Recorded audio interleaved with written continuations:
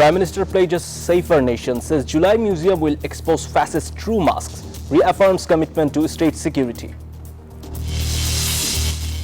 President urges nationwide unity to honor July spirit. Country celebrates Mass Uprising Day with grand countrywide events. An 11-party alliance warns BNP government cannot survive through extortion, urges citizens to resist all rights violation attempts. Hello and welcome to the News24 English Bulletin. This is Asif Samad and those were headlines. The nation is observing July Uprising Day to honor the ultimate sacrifice of students and citizens in 2024. 2 years ago, intense mass resistance brought an end to 15 years of autocratic rule. On this day in 2024, millions defied strict curfews, military barricades and internet blackouts to march towards central Dhaka. Demanding immediate government resignation, crowds flooded the streets. Entering key state facilities, the massive uprising forced Sheikh Hasina to resign and flee the country. Today, the nation reflects on that historic transformation, lighting candles to remember the fallen heroes who sacrificed their lives for democratic freedom.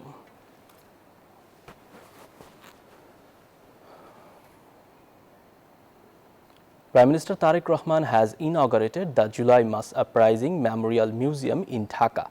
He said the museum belongs to all citizens and will preserve the history of the 2024 uprising. The Prime Minister pledged to build a safe and democratic Bangladesh. He promised legal justice for those killed during the unrest and accused some groups of trying to create instability as the government continued national rebuilding efforts.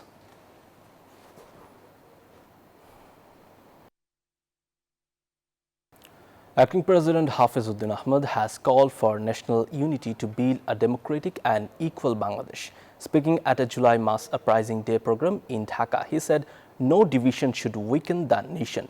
He urged everyone to remain vigilant against efforts to disrupt national progress. The acting president also noted inaccuracies in a July documentary and called for dialogue instead of political confirmation and walkouts.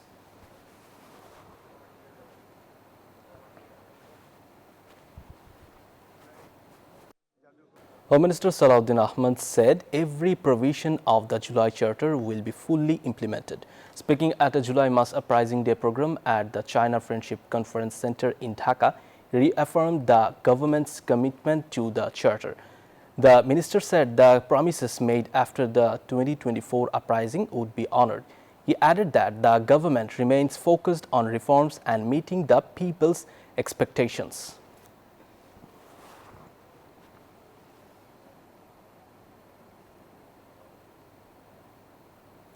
Foreign Minister Dr. Khalilur Rahman said Bangladesh will not become a dependent state after the July uprising. Speaking at a July Mass Uprising Day event in Dhaka, he said foreign policy will prioritize national interest, dignity and capability. He called for equal and respectful partnerships with the international community.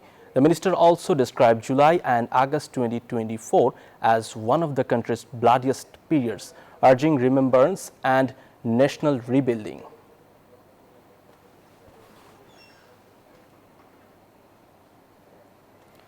July Uprising Day is being observed across the country with solemn dignity.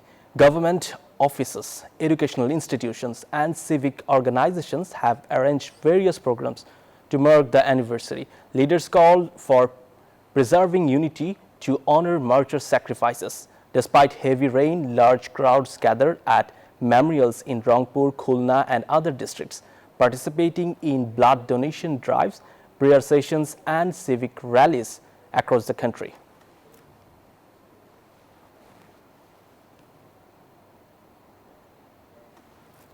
The 11-party alliance warned that it will resist any attempt to undermine people's rights. Speaking at a rally in Dhaka, opposition leader Dr. Shafiqur Rahman warned that public frustration is growing. Alliance leaders called for an end to extortion, political violence and partisan control of institutions. They also demanded justice for the July killings and pledged to uphold the referendum mandate despite any challenges. Several recognized July uprising activists and leaders of the anti-discrimination student movement alleged they were assaulted during an official event in Shariatpur. They alleged the BNP activists attacked them and forced them to leave the venue in the presence of local officials. The incident reportedly occurred during a July Mass Uprising Day program.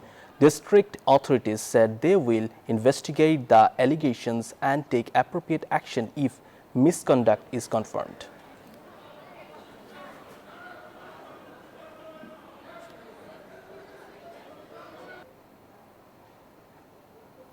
At least 15 people have been injured in separate clashes between Jatiyotawadi Chhatra Dal and Islami Chhatra Shibir in Borishal and Narayanganj. In Narayanganj, a dispute over influence at Government Tolaram College led to violence. In Borishal, tensions flared after a July Day procession was reportedly obstructed.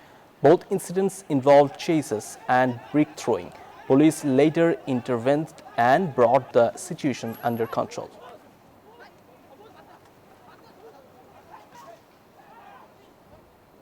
Iran said talks with Oman on reopening the Strait of Hormuz are making positive progress. US President Donald Trump warned Tehran of severe consequences if negotiations fail and the waterway remains closed. US Secretary of State Marco Rubio also reported progress towards restoring free navigation. Meanwhile, Reuters reports that months of conflict have significantly reduced US stocks of advanced precision-guided missiles, raising concerns about future military readiness.